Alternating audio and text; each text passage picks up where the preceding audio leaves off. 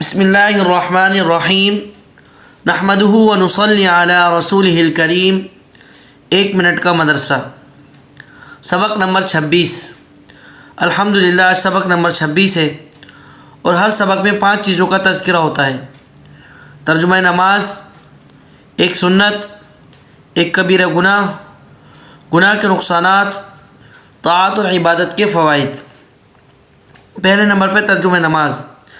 الصراط کے معنی راستہ، اہدنا الصراط کے معنی ہوئے کہ بتلا دیجئے ہم کو راستہ، اہدنا الصراط کے معنی ہوئے بتلا دیجئے ہم کو راستہ۔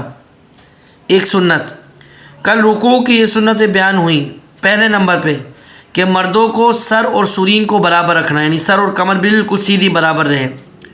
دوسری سنت، رکوع میں کم سے کم 3 بار سبحان رب العظیم پڑھنا، یہ بھی سنت ہے۔ اور آج کا سبق سنت نمبر 3 کہ رکوع سے اٹھنے میں امام کو سمیع اللہ لمن حمیدہ اور مقتدی کو ربنا لک الحمد اور منفرد کو دونوں کہنا، یہ سنت ہے۔ یعنی آج کا سبق سنت نمبر 3 کیا ہے کہ جب رکوع سے اٹھیں گے تو امام صاحب سمیع اللہ لمن حمیدہ بولیں گے، یہ کہنا ان کو سنت ہے، اور مقتدی جو ہے ربنا لک الحمد بولیں گے، یعنی مقتدی سمیع اللہ لمن حمیدہ نہیں بولیں گے، ایسا کرنا سنت ہے۔ اور جو منفرد ہوگا، یعنی جو اکیلے نماز پڑھ رہا ہوگا، تو وہ سمیع اللہ لمن حمیدہ بھی اور ربنا لک الحمد دونوں اس کا کہنا، یہ سنت ہے۔ ایک کبیرہ گناہ، بڑے بڑے گناہ جن پر سخت عذاب کی وعیدیں آئی ہیں، ان میں سے ایک بڑا گناہ ہے کافروں اور فاسقوں کا لباس پہننا۔ کافر جو غیر مسلم ہیں، اور فاسق جو گناہگار ہیں، بدکار ہیں، موسیقار ہیں، گلوکار ہیں، زانی و شرابی ہیں، اگرچہ مسلمان ہیں لیکن ان جیسا لباس پہننا، ان کا طور طریقہ اپنانا، یہ کبیرہ گناہ ہے، اس سے بچنا چاہیے۔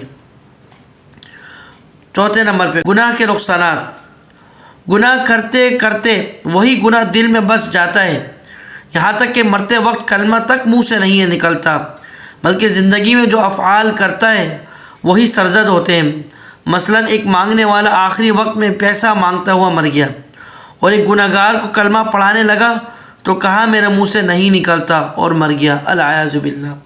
یعنی یہ بھی گناہ کا ایک نقصان ہے کہ مرتے وقت کلمہ نصیب نہیں ہوتا، گناہ اتنا بس جاتا ہے کہ گناہوں میں زندگی کتنی گزر جاتی ہے کہ مرتے وقت بھی وہی گناہ ذہن میں ہوتے ہیں، اور اسی کے کرتے کرتے اس دنیا سے چلے جاتے ہیں، اللہ معاف فرمائے۔